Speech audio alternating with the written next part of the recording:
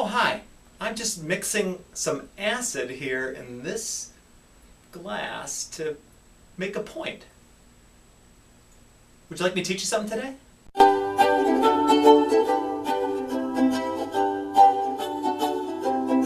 I'm Dr. Michael Berglund, and you're watching Common Sense Medicine. Today we are talking about the stomach. Now, the stomach is basically a chemistry lab. It's a holding compartment with a built-in chemistry lab. Really? A chemistry lab? The idea here is in the stomach, you have cells that line it that make two different things. One is pepsinogen, which is just an enzyme that breaks down into pepsin and breaks down protein. The other thing the stomach makes is called hydrochloric acid. Now, hydrochloric acid is what it sounds like, acid. If you're walking to the hardware store and you look at the gun, you go, oh, muriatic acid.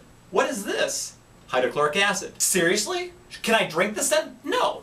You can't drink stomach acid and you can't drink muriatic acid, and don't try it at home. This is muriatic acid. In your stomach, you have hydrochloric acid. You're going, how does my stomach do that? It's made that way. God made your stomach with enough mucus lining, enough protection, so that the acid it makes doesn't burn through it. However, the problem is that some people's stomachs are irritated, and we're going to talk a little bit about that. All right? Let's go back though. What is hydrochloric acid for? Two things. One, break down protein. Chemically, it breaks down protein into smaller little amino acids. Proteins are basically the building, and amino acids are like the bricks. It does another thing though. Acid is required to free up minerals. You know, a lot of times you get iron, it's like ferrous sulfate or iron citrate.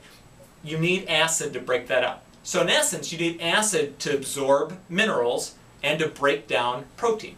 Now let's talk about the problems. So there's three general problems that are associated with the stomach. One, gastritis. All it basically means is that the lining of the stomach is irritated, it's inflamed. Anytime you have itis, it's always an inflammation of something. So what we try to do, we have to figure out why it's inflamed. The second problem is an ulcer. You've heard of ulcers. Basic ulcer is like a hole. Like I took a drill and now there's a hole. And of course, out of that hole comes blood, and obviously, most times it's painful. Sometimes people have problems because an ulcer because they have stress, or they have a bacteria called Helicobacter pylori, and that can bother it. Or they've done a lot of non-steroidal anti-inflammatory drugs. That's just fancy words, Dr. Berglund. I don't know what you're talking about there. Well, non-steroidal anti-inflammatory drugs, the examples of those would be naproxen, okay, so Aleve, ibuprofen like Advil and Motrin, and then aspirin.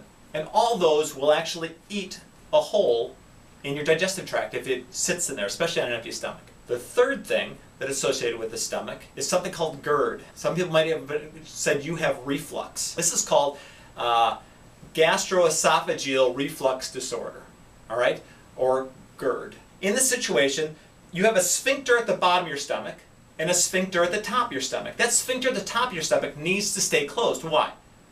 Well, you got acid in your stomach. Now, your esophagus wasn't made to withstand acid. Okay, so if this opens up while the gastric juices are flowing here and splashes up in here, it's going to burn. Burning over a long period of time will produce scar tissue, and some people actually get a cough even because it burns up into their throat. So this GERD is basically where acid kind of goes, it's a reflux. It refluxes up into there. For the doctors, for ulcers, for gastritis, for all these different things, the solution is generally, well, if we shut off the acid, that'll make everything all better. The problem with that solution is if I take sandpaper, rub it on my arm over and over and over and over and over again, what do I get? I get an irritated arm.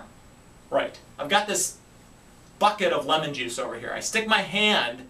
Now this arm has no pain, right? None. None whatsoever. Okay? What if I do this? Burns, right? It burns. Now, is the problem the arm? Is the problem the skin? Or is the problem the sandpaper? Well, of course the problem's sandpaper. If I got rid of the sandpaper, this arm would heal up, and I could stick this arm in the lemon juice, right? So the problem is not the lemon juice. So this doctor's saying we're going to make sure the acid doesn't burn the stomach. That is the wrong way to go. Then the solution is what?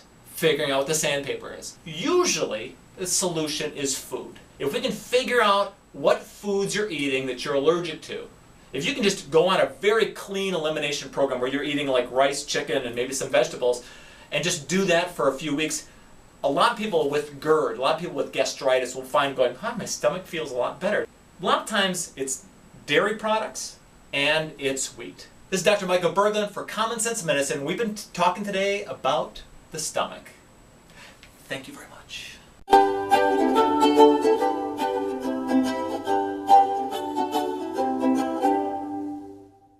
There's three general problems. There's three general problems associated with... Okay, let me do that again. That sounds really... There's three different problems associated